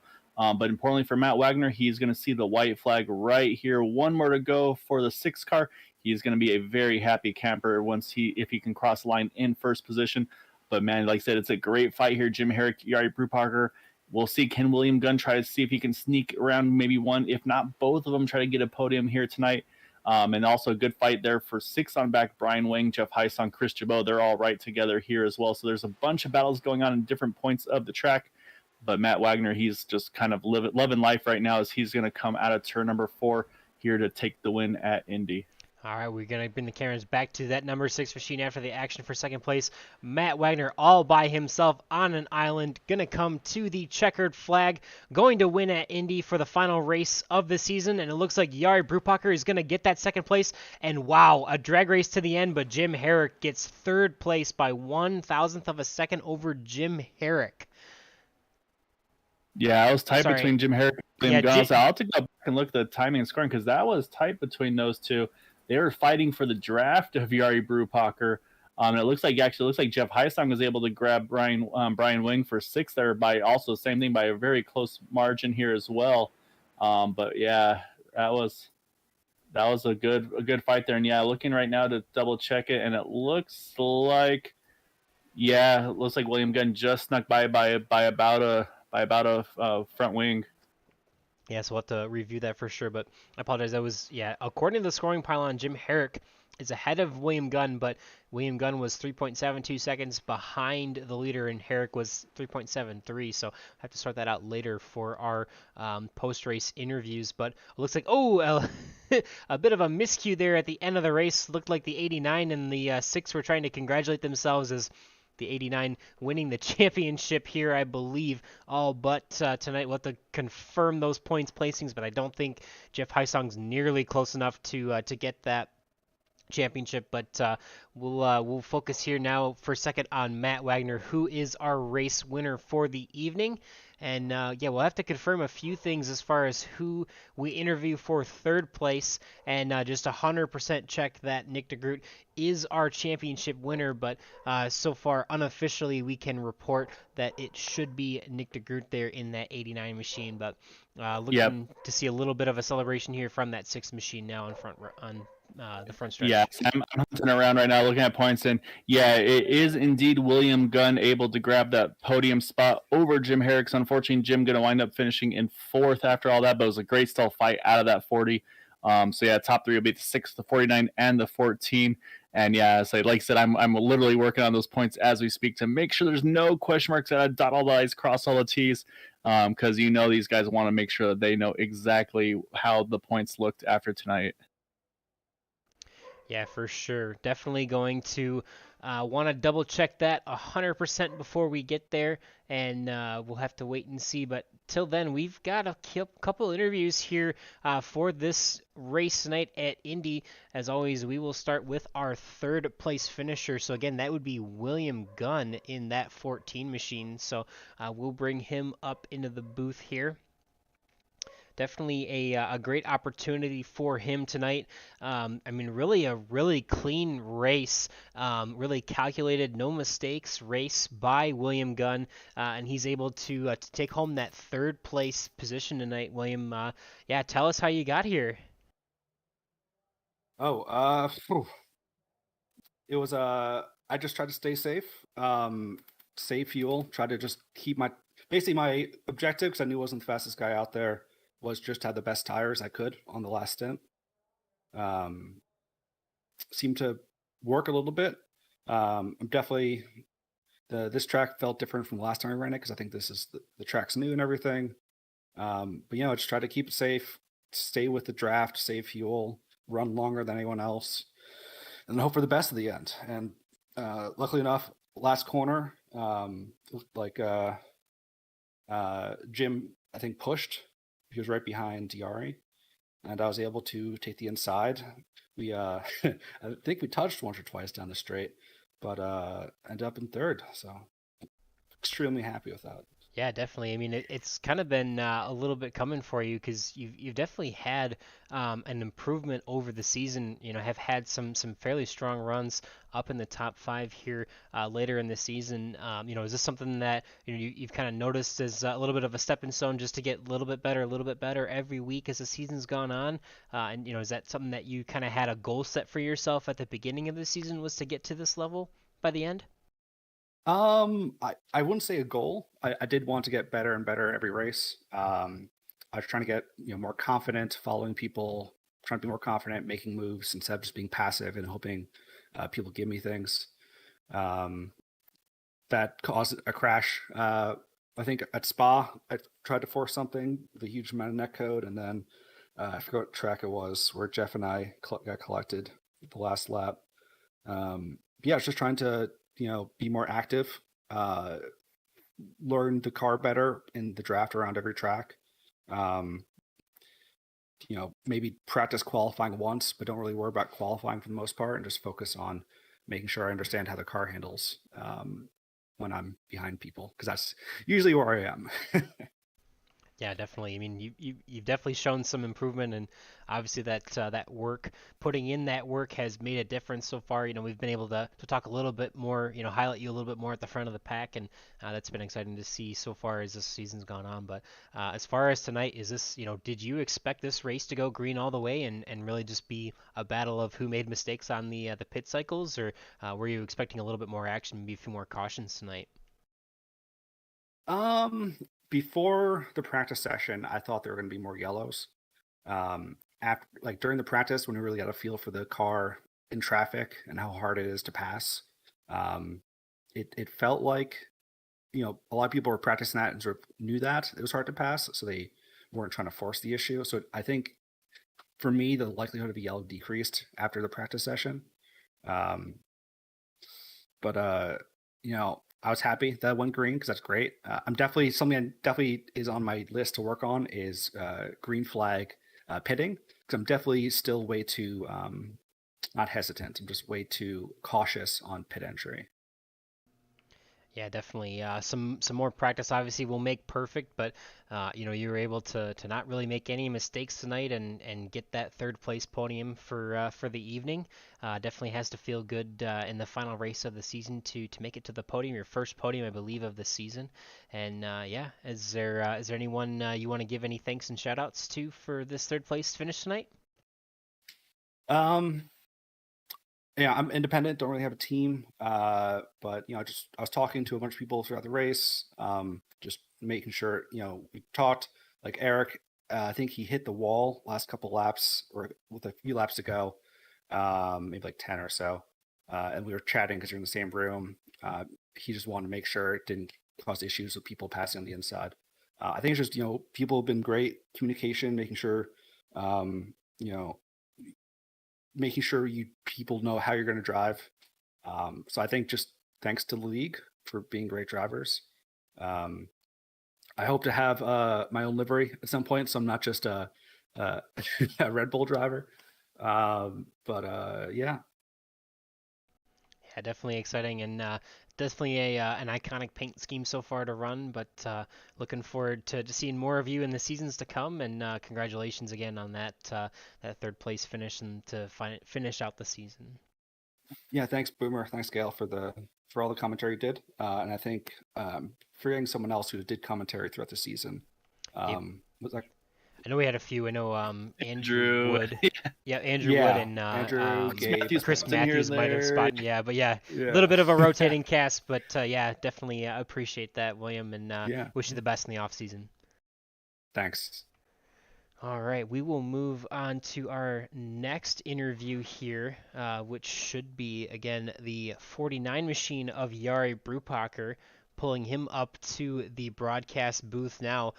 Definitely excited to see you back in the car this week, and quite a bit of a showing for it. Definitely, I know you've had maybe a bit of a lackluster season last couple seasons, but finally able to get a really great finish here tonight at Indy, and very excited to see it, Jari.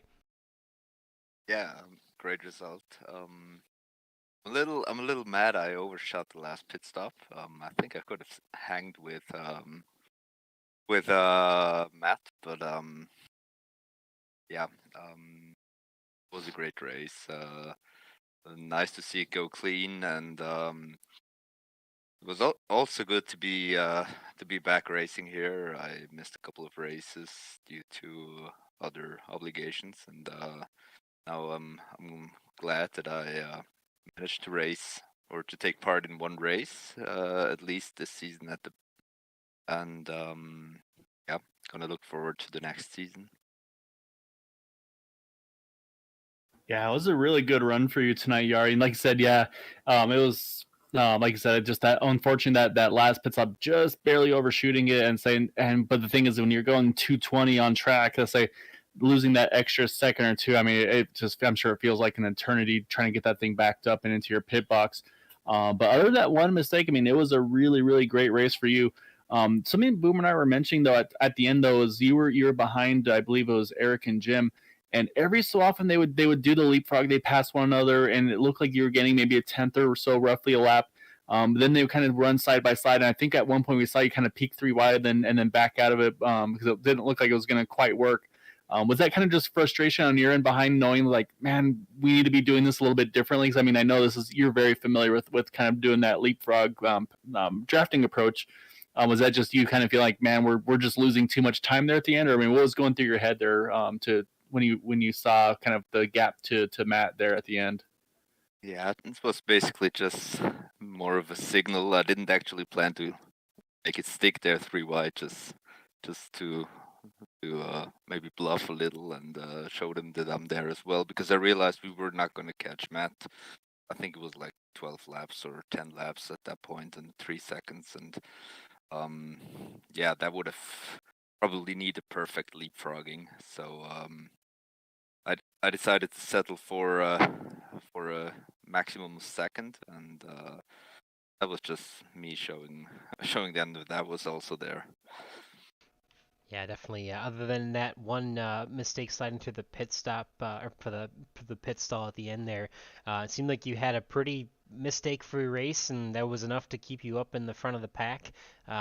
Did you have that expectation to try and stay up there with the leaders and pit with the leaders throughout the race? And were you expecting it to go green all the way from the beginning? Well, I think this is the second time in a row that the Indianapolis race goes all green or almost all green here. So I'm not as surprised as I was last year at that point. I think at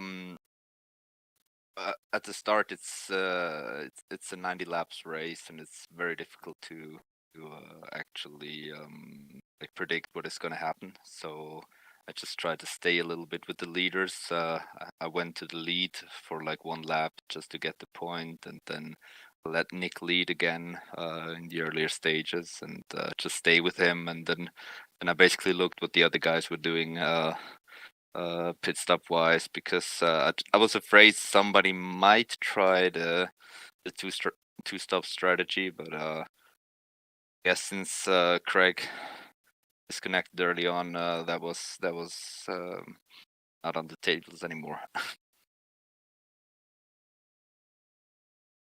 Yeah, definitely disappointing to see that. Always hate to see people have not necessarily mechanical issues, but maybe some software issues here on the iRacing side of things. But still a great showing for you tonight, and like I said, glad to have you back. And hopefully you can go into the off season, head held high and hit it hard early 2023 on their first season there. And for that third place finish tonight, are there any thanks and shout outs you'd like to give? I think it's a second place finish. I apologize. You are right. It would be a No second problem. place finish. Thank you for correcting Messing me. with you. But yeah, I just wanna thank everybody again. Great stuff. I missed racing here. As I said, I've been out a couple of weeks, and it's nice to come back. And even though now there's a break, looking forward to the new season, and also looking forward to watching the broadcast. I'm sure it was great again. So thanks everybody. Yeah, definitely. Thanks to you as well, Yari. Glad to have you back, and appreciate those kind words. And we'll see. Maybe might get a chance to broadcast some of the off-season events here throughout the rest of the fall into the winter time. But yeah, definitely a pleasure, and good luck. And we'll talk to you soon. Thank you. Bye bye, guys. All right, moving on through our interviews. Got a few more left. Looks like we've got our race winner next in that number 6 machine, Matt Wagner, bringing it home at Indianapolis with a new paint scheme, a great looking car. Take us through how you got that win tonight, Matt. Well, it kind of started off kind of slow. The adjustments were very hard, uh, hard to do through traffic. I tried running the high line a lot during the first stint, and there was a couple of times where I almost hit the wall, which was not good. And then that second, we hit the first pit stop, and everything felt really good after that because the track temp was going down, and then I got to our third stop, and Nick made a mistake, and I was like, "Wow, that don't happen with Nick very often." It was pretty much a gift, but we'll take it. Yeah, definitely wasn't expecting to see that from him, but kind of gave you the lead, and you really never looked back for the rest of the race. Yeah, it was all about hitting my marks on pit road and pit entry. I was talking with Yari prior to me coming in this interview. He said he missed his box when he came in, and that cost him a little bit of time. And it is what it is. We could have had a good finish together. We had some good battles, so it's great to see Yari back here in the league. Yeah, so it's always good to have Yari. So he's always a really good competitor. So you get the last pit stop, and you're coming out. You see the other guys coming out, and you're able to build about about 2.5 second gap there. I mean, how are you focused forward? Are you watching your intervals? I mean, what's going through? What's the thought process in those final laps? Knowing it's like, okay, yes, I'm good, but at the same time, I know that the draft is really big if they can work the leapfrog right. I mean, like, where's your mindset in those final laps? And of course, then it's like, just is it one of those like, please keep it green, please keep it green? Because I know you've been in really good spots before, and just the luck doesn't go your way. I mean, were those kind of things creeping in on you? So my first thought was when I saw them with that interval, I was like, oh man, they're gonna leapfrog back together. So I lucky for them, I think they made an error back there. I heard over the voice chat. It kind of gave me a sigh of relief a little bit. So all I was just focused on hitting my marks, and that's all it. Because clean air here is king. There's no doubt, and tonight just proved it. Yeah, definitely a great opportunity tonight, and I mean, really, just we're talking with pretty much everyone in the top 3, able to be mistake-free and not have any issues for the most part tonight, but definitely still a hard-earned win for you tonight, Matt. And would you like to give any thanks and shout-outs for that first place finish here at Indianapolis tonight? Oh, there's a ton. you guys in the broadcast booth, you guys did a phenomenal job. Andrew, for filling in, shout out to you. I know you probably listened somewhere, but you did a really good job. I'd like to thank our season champion, Nick DeGroot. Once again, I think that's 3 straight for him. Am I correct on that? I believe so. I believe so, Yep. yes. So, guy's a phenomenal racer. I want to do whatever it takes to beat that guy because it makes me want to keep coming back and get back in this sim rig and try and beat him. And it's tough. You got to be on your A game just to beat him. And shout out to all my other racers out there who partake in this Area 51 League. Thank you very much. I do really appreciate it. It was a great field tonight. 20 cars. I am forever grateful. Thank you so much. And you guys take care and have yourself a good night. Yeah, thanks, Matt. Definitely appreciate you and all that you do here at Area 51 as an admin. And congratulations again on the win tonight. Looking forward to seeing more of you in the coming seasons, and who knows, maybe we might broadcast a few of the off-season events here between now and the first 2023 season. But congratulations again, and see you soon, buddy. All right, man. Y'all take care. See you, guys. Take care, sir. All right. Well, I think we still got someone to chat with us. I so, know we yeah. did 3 interviews, but there's this guy that I gave a hard time during practice because we were joking around and I was kind of listening in on the drivers, and a couple times he was like, "I need a black flag cleared," and I was like, "Man, you better get those out of the way before the race." And then joking said, "Well, I guess if you're Jeff Heisong, maybe not so much." And man, Nick, you gave me a bit of a heart attack there. I was like, "You did not just do that." But so you're able to just kind of hold a steady hand and get back up there, grab just grab all the spots and points you could, and say, fortunately, unfortunately for Jeff, just not the night he was looking for tonight to kind of capitalize on that mistake. But I mean, we got to go to me at least. That's where you got to start. Is, I mean, how stressful after that penalty, and you're sitting there for about 30, almost 40 seconds. You're just waiting and waiting. And you're just like, okay, now what's going to happen? Yeah, so it turns out what you said was foreshadowing. Oh man, I can't believe I did that. But yeah, I've been caught speeding on pit road here, but it's always entering. I've never done it exiting the pits, and I think what happened was, the track is different now. They rescan the track, and everything looks a little bit different. And exiting the pits is what I was doing in practice too. I just thought I had crossed that line before I had, because it's not as prevalent, it's not as visible as it was on the old track, when the track was really like gray and dulled looking. And yeah, I kept thinking I crossed it, so I gunned it, and I did that in the race after doing it twice in practice.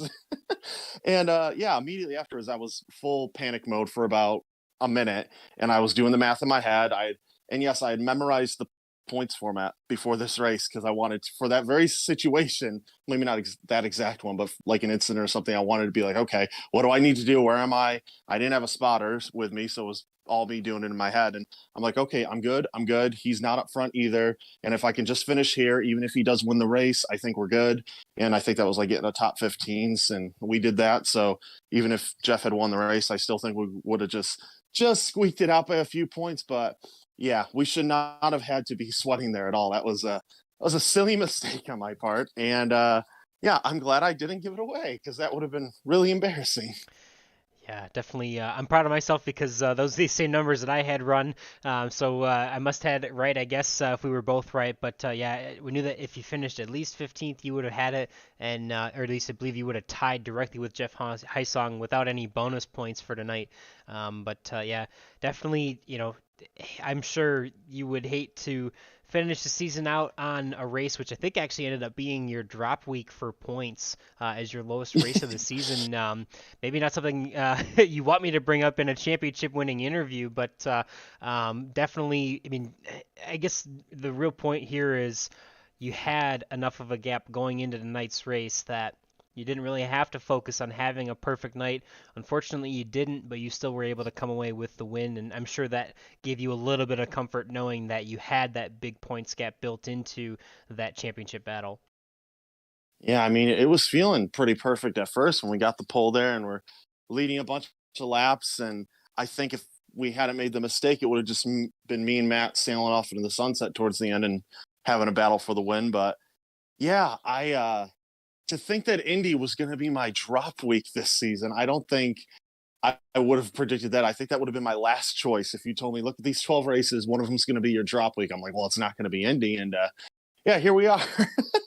But it's a little reminiscent for me when I won my second and last dark horse title with the DW12s and those guys, because we had the Indy 500 ending their season there, and I made a mistake at the end of that race, and then as I was coming back through the field, got caught up in a wreck and finished like 20th. And yeah, so we won the championship in the wall in that race, and kind of the same thing here, except the wreck came on the cooldown lap afterwards. Yeah, we yeah, did. It's a strange one. Yeah, we might have seen that in a few times on the broadcast, but yeah, definitely. Yeah, I mean, you've been the class of the field. Obviously, I think it was 4 race wins on the season, 3 in a row. In the first 4 races, a hot start. Kind of gave up a little bit in the points battle towards the middle of the season, but really started to come on strong towards the end to get ramp up back into championship form. And I know it's 3 in a row and 5 overall. Is that correct for championships here in Area 51? No, that is 3 period. I finished second to Henry Bennett back-to-back seasons, close seconds, and then we went and won the 3 in a row. So Okay. yeah, I got 3 in a row and 3 total, and I think that that ties me with Henry because he won 3 in a row and then he pulled out of the league, and then I won 3 in a row. So maybe we can break his record next season. That'd be pretty fun. But just looking at it, it was a crazy season overall. Like you're saying, ups and downs. It was quite the roller coaster. Some of it self-inflicted, some of it just, wrong place, wrong time. But yeah, Jeff Heisung, he put together an incredible season. He was really strong. He had that one blip at Michigan, and without that, he could have really put the heat on me in this race. So props to him. He this was his best season, yeah, no doubt. And I look forward to racing with him again next season. Everybody else here. Yeah, definitely. Jeff Heisong definitely made you work for it. I think in the end, only finishing 23 points behind you. But, I think we've talked before. I know, and I apologize. I believe I had asked before how many championships it has been, but obviously 3 in a row is an incredible feat. I think I've asked you before if you value any of them over another, and I don't think you said you really had any that mattered more than others, but does this have any a different feeling maybe than the first or the second one that you won earlier this season? It is a weird feeling because the first one was really nice because I had lost to Henry in back-to-back seasons, and one of them I had it till the very last lap when he made a 3-wide move on me and Craig and stole it from me, and that one really hurt. And then to come back win the next season, that felt really good. Last season was more interesting. I felt like I was kind of on my back heel. I felt like Andrew had me covered on the shorter tracks. And of course, we ended the season at a short oval. We ended it at Phoenix, which had me going, uh-oh. And for what am I trying to say? For how that season went, at the end of Phoenix there, he was right behind me. And I'm thinking, okay, I'm in trouble here. And then out of nowhere, there's a wreck. He gets caught up into it. And then the championship gets thrown in my lap. And I'll tell you, when that happened in this race to me with the penalty, I thought, okay, this is me giving back the title I was maybe going to lose to Andrew last season. This is the universe. It's balancing itself. But thankfully, not quite the case. And able to squeak out the third one. But yeah, they all are special. They all feel good, especially to Ty Henry. He's a great racer. I've always admired him. So it's cool to be able to match him in something. Wish he was here, though. Wish I could have beaten him because I've still never beaten him in one of these championships. But yeah, still fun. Great drivers in this league and always excited to take part.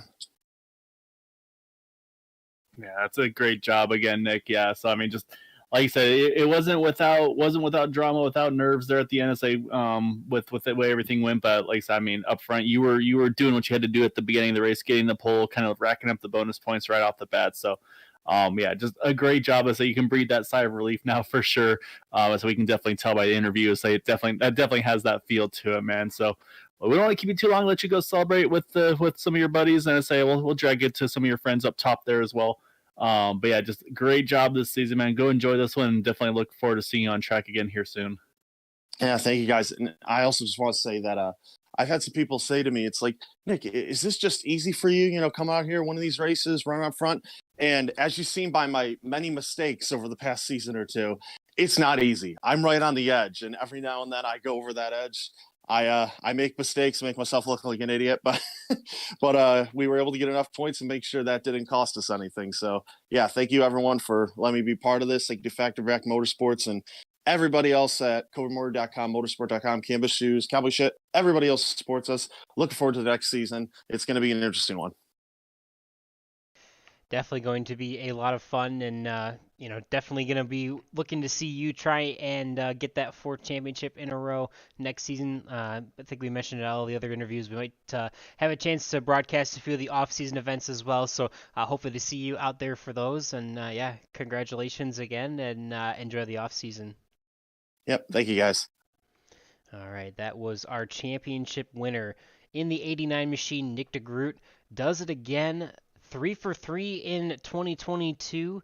I mean, there's not really much more to say other than obviously he's had some great championship battles with a couple different drivers here in Area 51, but has come out on top all 3 times this whole year, and it's been impressive to watch, to say the least, Gael. Yeah, no, it really has, and it kind of shows too that he's been there, done that. Because we were kind of joking off on the side there. It's like, oh, I didn't give him an opportunity I need to make sure to let him have his thanks and shouts, and he didn't miss a beat. He already had it before we even had a chance to bring. He's used to it, yeah. He's been there, done that. But yeah, no, I gotta give a big shout out to Jeff Heisong, because I mean he stepped up his game this season a bunch. And he's always been quick, but I mean he had a really, really good season. Like I said, I'm sure it's gonna be one of those things where it's like, man, if not for this or this, but this is definitely a really, really solid season for that 18 car. Definitely not one to hold your head down on. So love to see him keeping Nick honest all season long there. Craig with the big surge mid-season. So yeah, I think if just someone can kind of put those seasons together, I mean, Nick is definitely, he is beatable, but you do have to be on your A game pretty much from race 1 to race 12 in our number 12 race season. Yeah, for sure. Definitely been exciting, and it's going to be another exciting 12 race season to start the beginning of 2023 after we have a couple of off-season events here. Really looking forward to that, and going to have a lot of fun going through all of that in the off-season and getting back to the first races of 2023. That'll pretty much do it here for us here on Tuesday nights for the Area 51 Dark Horse Area 51 IndyCar Series. Have had a lot of fun calling the action with you, Gael, as always. Gonna maybe take a chance to look through the rest of the race results for the evening here as we pull up them. Now, we've already talked to Matt Wagner, Jari Brupacher, and William Gunn, our top 3 for the evening. Jim Herrick just barely getting edged out for that 3rd place position. He will finish 4th with Eric Peterson behind him. Obviously, we heard he made some contact with the wall, and that put him off pace towards the end of the race. But Jeff Heisong still having a good showing tonight in 6th position. We talked about him really stepping up this season to be one of those championship contenders and really put a lot of pressure on Nick DeGroot at a lot of points in the season. Obviously, Nick mentioned or Jeff not having a great race at Michigan, but without that, Jeff having quite a strong season all season long, and was a great battle to see, even though Jeff couldn't quite close that gap in the points towards the end. But going through the rest of the standings, Brian Wayne, Chris Jabot, Taylor Reeves, and Joseph Morales round out the top 10. Dan Marrera finished in the 11th position with Christian Alacio behind him. Dylan McIntosh in 13th, and we mentioned Nick DeGroot, our championship winner for 2022, all of 2022, all 3 seasons. Gary Corley in 15th place behind him. Chris Matthews behind them in 16th, and AJ Hobson and Jim Brooks rounding out the top 18. We had Craig Forsyth finish with some connection issues in 19th position, and we also had, it looked like Joseph Desiro did not elect to take to the grid after qualifying. So definitely an exciting finish to this season. Might take a chance, may not be able to pull it up on the screen, but we'll read you through some of the point standings from this season, starting with obviously our season champion again, Nick DeGroot in the '89 machine. He finished with, looked like, 1 second, pull it up here. Yes, actually have a handy if you want. So so Nick DeGroot, sure, go ahead. clinches the championship, 23 points over Jeff Heisong by the time it was all said and done. Unfortunately, Craig Forsyth difficulties drops him to 4th behind Matt Wagner, who jumps to the podium places in the championship hunt. And then also talk about great seasons. Joseph Morales, top 5 this season. And the big thing for me is in his 11 starts that he had 11 top 10s. He actually had one more than Nick DeGroot, same as Jeff Heisong. So, I mean, he was very consistent, just wasn't able to quite get as far up the running order as Nick and Jeff were over the course of the season. But, I mean, 100% of his race starts, he finishes in the top 10. So I think that's a really, really great job for Joseph Morales in the points there. Then you got Dan Marrero, William Gunn, Eric Peterson, those in the top 8, within Jim Herrick and Luis Gonzalez Nunez rounding out our top 10 in the points. Unfortunately, I'd say a few of those drivers weren't able to make all the races. I say notably, of course, Yari finishing in 11th with only the 8 starts to the normal 12. Of course, the best 11 of 12 being counted. As we mentioned, the drop weeks, and similar there for Luis Gonzalez Nunez and Jim Herrick missing a couple extra past the drop week. Otherwise, probably would have been a little higher up in the points. So, so I mean, some really good results. But yeah, it's when you look at the numbers and everything, like the incident points and total laps, things of that nature. It really kind of shows how different some drivers' seasons went. Where if they had a bad race, it was a really bad race. Especially when you kind of look at the overall laps counted and all that. But those were the top 10 though in the points, and actually 11 down to Yari there as well. But yeah, just another great season by these guys, and just it's been so much fun kind of going through the seasons over the course of these last couple of years with these guys. Yeah, for sure. And I mean, these are only 12 race seasons, but if you look at it, I mean, Nick DeGroot averaging just over an incident per race. Jeff Heisong just under 2 incidents a race. I mean, that's not a lot. I mean, these guys are, still keeping it very clean. Obviously, you can kind of see the tail of Eric Peterson's season there with 40 incident points. Kind of got caught up in a lot of accidents. Had some really great runs, but unfortunately just wasn't able to finish higher in the standings there. You can see that kind of a broken graphic. I apologize, but at least gives you the idea of where the points are at. But definitely an exciting finish to the 3rd season here at the Dark Horse Area 51 Indy Cars on Tuesday nights. I know we've got a couple other championships to settle still on Thursday night, at least in the Truck Super Speedway series. So make sure you continue to watch Green White Checker TV this week on Thursday night to finish that out. And I believe that is it for championships for this season. Is that correct, Gael? Yeah, Thursday night will be the final season finale, if you will, in the Super Speedway Truck Series. It's right now Kevin Freeze leading that one by 16 points over Gabe Butler, 17 over Vicente Guerrero and Dean Wilkinson. So in my mind, it's probably a four-horse race there for the title. 5th place, JD Crow sitting 27 points out. I think that's just probably too much to try to do. And as we know, I mean, in super speedway racing, there's no guarantees in that one, so it's going to be a lot of fun. Kevin has had a really good season, really kind of came on strong in the playoffs as well. So it'll be fun to see how that one winds up. And yeah, that'll complete the 2022 season, part 3, if you will, with Area 51 Racing League on Green White Checker TV. Like I said, we'll probably have about a quick off week and then going back strong for kind of a quick little six week fun run, if you will. Try to kind of build some numbers back up, get some new names, new faces in the league. And also making some changes on the Super Speedway side. Sunnights will become the next gen series. Going away will be the Xfinity cars. Thursday nights will stay with the trucks, but we will also be adding Atlanta Motor Speedway and iRacing Super Speedway to the mix on those 6 races. So that's going to be a lot of fun. As I say, it's going to be 2 very, very different tracks to Daytona and Talladega.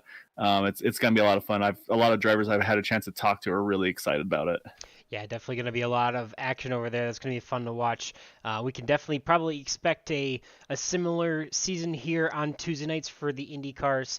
Fairly oval heavy with maybe 1 road course in the 12-week season, but stay tuned for the announcement of that schedule, as it'll be coming out soon. And like Gael mentioned, we will have a few weeks here in the off season. May or may not have opportunities to broadcast every race, but I can guarantee we will cover at least a few and have some fun doing it as well. Maybe see if we can shake up some of the broadcast partners here and there on different nights. I know I've typically run the Tuesday night series, but it's been a while since I've done a lot on the Thursday night. But I might get a chance to pop into that race this week and just have some fun with it here on Greenway Checker TV, which we always do. So, but yeah, definitely a great season so far, or not so far, but completely in the rear view now in the Dark Horse Area 51 Tuesday night series. Again, congratulations to Nick DeGroot and all of our competitors here on a hard-fought championship battle. And yeah, looking forward to that season finale on Thursday night in the Truck Super Speedway series, and hope to see you guys over the rest of the winter and into the 2023 break. But we appreciate everyone watching along, following along through these series on all nights here on Green White Checker TV. Always appreciate the drivers and the fans and everyone who takes a chance to tune in, whether live or after the fact. We're doing this for you guys, and we appreciate all your support, and definitely love having you guys around. So if we don't see you, or if we don't do a lot of broadcasting over the off season, we wish you an incredibly happy holiday season, a wonderful new year, and we're excited to have you back for the 2023 season. Hope to see you soon. Stay safe, take care, and we'll miss you until we see you again. Bye.